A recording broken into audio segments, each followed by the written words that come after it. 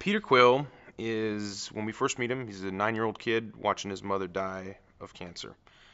He's a kid who has kind of been told his whole life that he needs to toughen up because he's got a big heart. And he, his mother asks him, he never knew his father. And his mother asks him to take her hand as she's dying, and he just doesn't do it.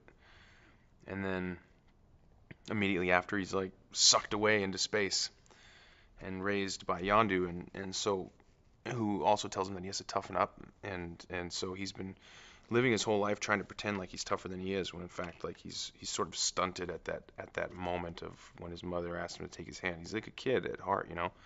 But he gets free reign. He gets to do whatever he wants in space. He gets his own ship. He gets to eat whatever candy he wants. There's no rules. And so he enjoys that. But there's something missing in his life. He misses his family and he misses community, and so he's a guy who's like traveling through space, getting to do whatever he wants, and that's where he starts. The story is told from his perspective. I mean, but it's not his story only. It's definitely an ensemble. Um, but you do get to see his origin, which is different than the other characters. I mean, you learn about where the other characters come from, but you don't get to see it the way you do with Peter.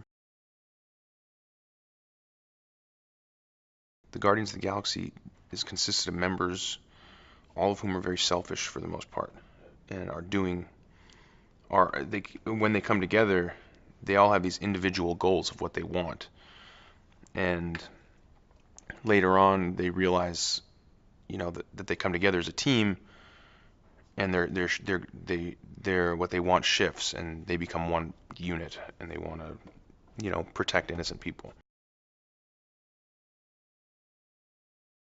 Yeah, Ronan is a hardcore dude to be going up against, that's for sure. And Lee Pace is an exceptional actor. He's really great. It's awesome to watch him work. I mean, he's a Juilliard trained professional. Like, he's not faking it like I am. He knows exactly what he's doing. He's amazing to watch.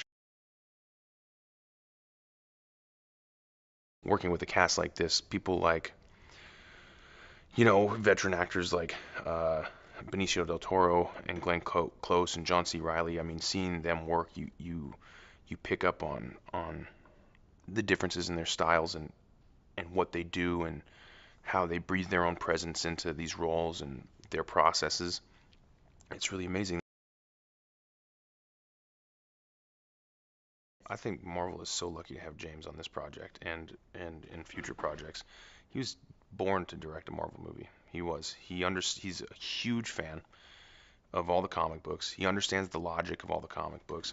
He's not easily impressed, which is really important in a movie like this because the sets, the props, the costumes, everything is so spectacular that it's pretty easy to say, that's great, move on. I'll see a take and I'll look at it, I'll be like, that was awesome. He's like, no, no, no. Here's what we need.